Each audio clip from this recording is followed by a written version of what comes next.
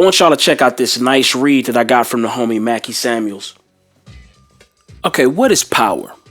Power is the ability to produce an effect. Okay, it's the ability to influence or outright control the behavior of people or the course of events, or the possession of control, authority, or influence. But see, you also have different types of power. You have personal power, physical power, intellectual power, political power, and the best of all, economic power. Now, personal power represents strength, confidence, and competence that individuals gradually acquire in the course of their development. It is self-assertion and a natural, healthy striving for love, satisfaction, and meaning in one's interpersonal world. This type of power represents self-actualization, like the realization or fulfillment of one's talents and potentialities, especially considered as one of the drives or needs present in everyone.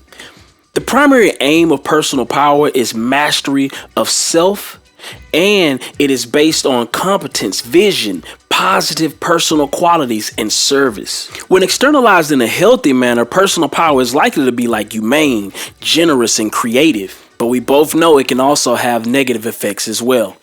Then we have physical, intellectual, political, and economic power. Now, physical power is basically personal stamina or strength. Intellectual power is high-level, rational, and logical thinking, guided by intellect rather than emotions or feelings. Then political power is power to influence and control a government or political system. And then we have economic power, which is power to produce and trade what one has produced. Okay? But why is power important to black men? See, black men's social problems are directly related to their lack of power. The black man's lack of personal power is also a reflection of his lack of social, political, and economic power. In essence, to solve his problems, the black man must develop his human capital, his intellectual power to gain physical, social, political, and economic power. Did you follow that? Okay, let's keep it moving. What is human capital? Human capital is the collective skills, knowledge, and other intangible assets of individuals that can be used to create economic value for individuals as well as their communities. For example, like education is an investment in human capital that pays off in terms of higher productivity. So black men must develop their human capital to gain personal, social, political, and economic power. All right. Okay, now let's check out the family dynamic.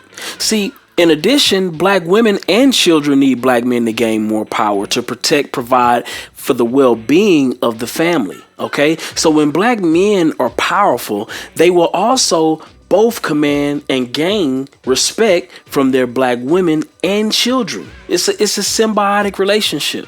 Okay, so powerful men attract beautiful women. Not only that, the women will submit to the power of that authority as well.